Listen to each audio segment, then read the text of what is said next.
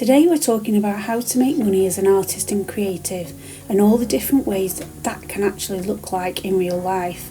I'm going to cover multiple streams of income, funding, making money on YouTube and what it's honestly like being self-employed as a creative, the good bits and the tricky bits. If you've ever questioned whether you can really make it as an artist or you're trying to build a creative life that works for you, you're in the right place. Hi, I'm Ruby from dottydelightful.com. I am a full-time artist and scene maker, and this is the next in a short series of videos that I am doing all about how to make it as a full-time creative and artist, and lots of top tips along the way. So today, we're going to talk about the topic that is the most Googled topic, I'm quite sure. How to make money as an artist and a full-time creator. So let's open Pandora's box, should we? The world is basically your oyster. Now, there are some people that make money from painting and selling those paintings into galleries. That is a smaller number of people that can do that, and if you can do that, that is amazing. And there are other people who need multiple streams of income, so you wouldn't just get money from the gallery, and you'd have to be doing it for a long time, or some kind of genius where you've got picked up and then that takes care of everything. But normally artists and creatives have multiple streams of income. So that what that means is you're getting money from all different areas.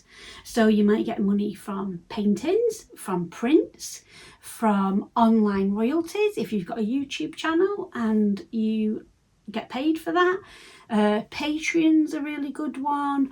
You could go and do markets, art markets or Christmas markets, like in-person events to make money.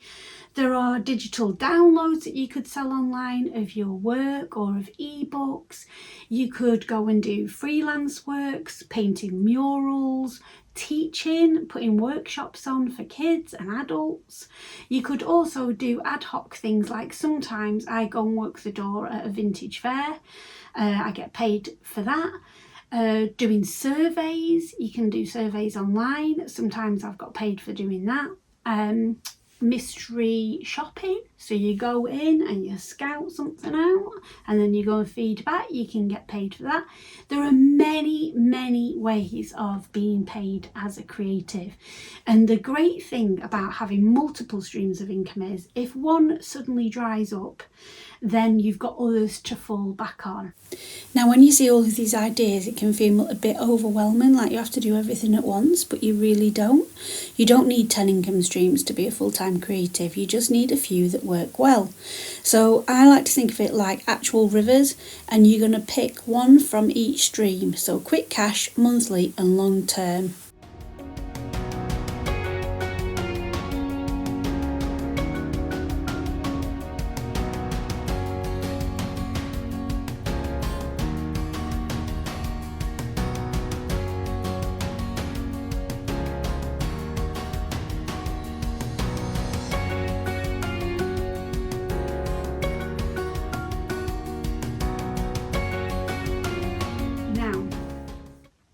The other thing I want to talk about that comes into this is not everybody is making loads of money. You will see all over YouTube these thumbnails, how I make £10,000 a month, how I make £50,000 a month, and all that kind of thing. And I just want to tell you and reassure you that as far as I'm aware, and the people that I know, the creatives that I know, that is not the norm. That is something that you could aspire to, but it isn't the norm. So we all have peaks and troughs. So some months, maybe you've done a big design for somebody and got paid a nice bit of money, a nice wedge of money. Or you've applied for funding and you've got some funding, so you've got that nice wedge of money.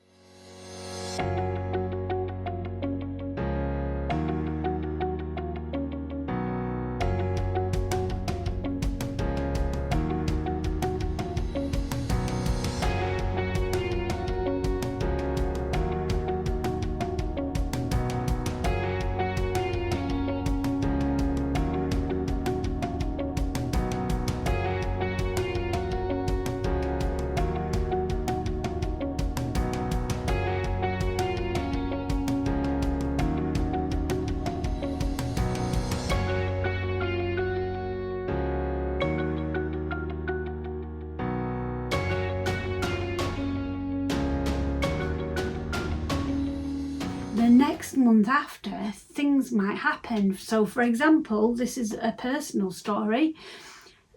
Brexit happened, then the postage went up 8-9 times. It's gone up now in the past 2 years. Etsy's algorithm has gone so weird, like really weird. Because we're in the UK, you don't normally use tracking for internal post in the UK, but they like tracking numbers, and if you don't put tracking numbers in, you don't get seen as much. Weird. Europe put in the I can't remember what it's called. Basically, it's about product safety, and you have to have a representative in each European country.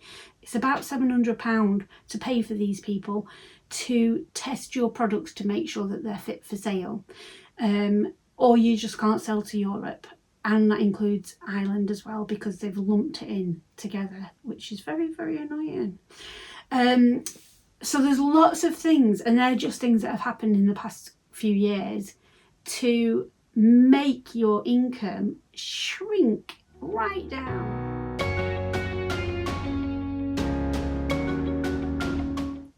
Also, YouTube. We make money on YouTube if you've got over 1,000 subscribers and a certain amount of watch hours. I can't remember what it is now.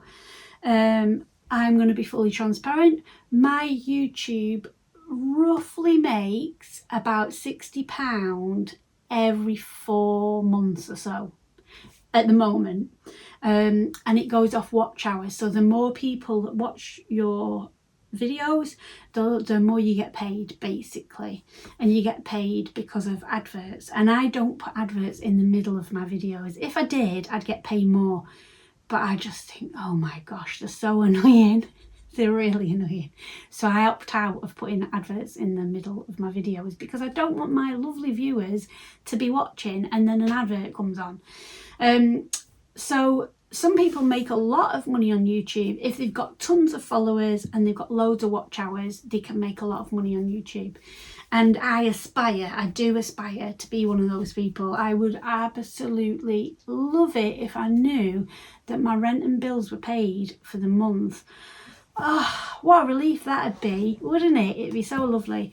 So multiple streams of income is really important, and whatever you do is what you do. My multiple streams of income might not work for you, just as somebody else's multiple streams of income wouldn't work for me. You've got to find out what it is that you like and enjoy doing. Hello, it's editing me that's just jumping into this video to say that I missed saying this on the original video. So it's no good picking YouTube as one of your multiple streams of income if you don't like being on camera. In the beginning, I didn't like being on camera, but I just got used to it. But if you know that you're a really shy, introverted person, you don't want to be on camera, then YouTube might not be the platform. I mean, you can do it where you don't have to be on camera. There's plenty of creatives that don't even show their faces. But what I mean is, pick something that you actually really love doing, because let me tell you, when you're tired and you've got a lot of things on, like your family and everything like that, if then you've got to force yourself to do something that doesn't come as natural to you as something else, don't pick that as your multiple stream of income. You could be amazing at doing something else and think, oh, I won't include that in my multiple streams of income because it doesn't count, but it does. And the other thing that I wanted to say as well, while I'm just on here, is that don't feel like you have to make your money from your creativity. I choose to do it because I've had lots of other jobs and I'm not very good at being under a boss. But you might not want that pressure on your creativity to make it earn some money. So don't feel like you have to. There are plenty of people that have other jobs and then they do their creativity in the spare time. So also, if that's you, don't feel like, oh, now I'm doing this thing, I have to monetize it, I have to make money from it. Don't put that pressure on yourself, because it can be quite hard going sometimes. As I've said before, it's amazing, but also it is a lot. So just bear that in mind. Right, back to the video. So also, you don't have to stick to one thing. So for example, I paint, but I also make zines. If you've been around here for a long time, you'll know what zines are. Zines are mini magazines, and they come from the word fanzine, which was originally from the 60s punk movement, all about punk bands, and from football clubs, all about football. Mine are all to do with nature and creativity, and these have my artwork in them. So this little guy, I drew him on Procreate and created this cover on Procreate. So standalone, you could say that's a piece of art, but actually I've made it into a zine, which is like, this is a puzzle book for kids for Christmas, a winter one. Shameless plug, available now on my Etsy. But this is another form of creativity and artwork. So just because it's in a different format doesn't mean that it's not still creativity. So you could make stickers, postcards, all sorts of things. Making a living as an artist isn't impossible. It is very doable, but you have to work at it. It's different than what you've been told. So if you are in a full-time job, 40 hours a week, this is quite a funny meme on the internet, but it's true. If you become a full-time creative, it's more like 70 hours a week. It's not, it doesn't stop at 5 o'clock and then you go home and you eat your tea and then you're done. It carries on because there's all different hats that you need to wear. So making money as an artist, you can make money on social media as well. That's another stream of income. But it just depends on what you want to do. It isn't all sunshine and roses and unicorns. Sometimes it's really hard and it is a struggle sometimes. Sometimes it's been a case of, I don't actually know how I'm going to pay the rent this month. And other times it's been like, wow, this is amazing. So it isn't like a level income like if you was working a job. But a job is capped at a certain amount of money and you are trading your hours of being at that job, your freedom hours, in for that money. Whereas if you are a full-time creative, you have got the freedom of time to do whatever you want whenever you want, but your income isn't that fixed. Now that's great if you make more money because the sky's the limit, you can just carry on and carry on and carry on. But it is not so great if you are making less than that money, if that makes sense. And the other thing that you don't get unless you pay into something like insurance or something like that, you don't get your healthcare paid for. Now in England, that doesn't really make a difference because we've got the NHS. But if you are in America and maybe other countries where you have to pay for healthcare and it doesn't come with your job, then that's different. Or maybe if you were poorly for a few weeks, or you broke your foot or something like that and you couldn't actually do your work, there's that side of it as well. So I just wanted to share this really honest. I've been self-employed for over 20 years, done all sorts of things, and I just want to share these things so you get a good understanding of what it's actually like before going into something. But I tell you what, it's the best thing in the world. I wouldn't change it for the world. It is so wonderful.